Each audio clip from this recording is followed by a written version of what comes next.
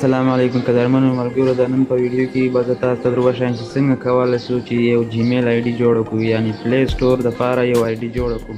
نو ویډیو شروع کولو څخه مخکې قدرمن دوستان یوه هیله لرم زموږ چینل سره سبسکرایب کړئ او ورسره هم د ګنټۍ په نشان باندې کلیک وکړئ چې زموږ راتلونکي نوې ویډیو تاسو ته د ټول څخه مخکې میلاو شي. نو دوستانو راځئ چې ویډیو شروع کړو. سیټینګ ته ولاړ شئ. په سیټینګ کې بیا پیدا کړئ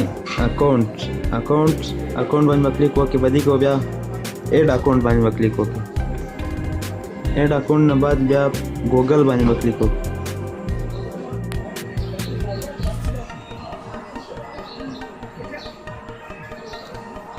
اوس په دا اپشن کې دوستان دا کریټ اکونټ باندې کلیک وکړئ.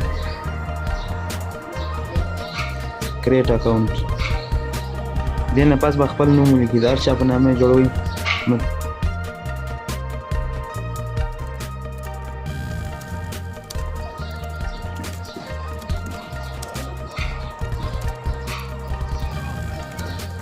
کله چې مې خپل نوم ولیکئ بیا به نیکسټ باندې کلیک وکړئ.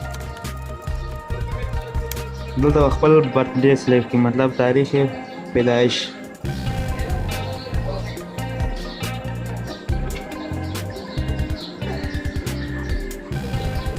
جنډر کې به میل سلیکټ کړئ، نر وي هغه دپاره میل او که ښځه یا دپاره فیمیل.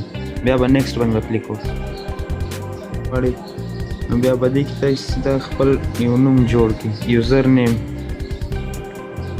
دوستانو دې ته یوزر نیم وایي. دا تاسو لپاره ځای په کار راځي کوم ځای کې چې تاسو ته ووایي چې ایډ یوزر نیم.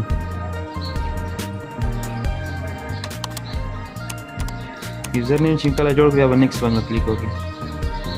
په دې کې اوس تاسو خپل پاسورډ ووایئ. خپل پاسورډ به ورکړئ.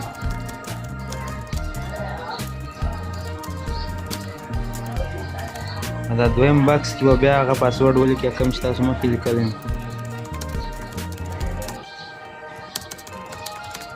پاسورډ ورکولو څخه بعد بیا نیکسټ باندې کلیک وکړئ یا سکیپ باندې کلیک وکړئ. آی اګری باندې کلیک وکړئ. نو دوستانو دا ستاسو اکونټ دی، دا جیمیل دا دی جوړ شو. نیکسټ به کلیک وکړئ.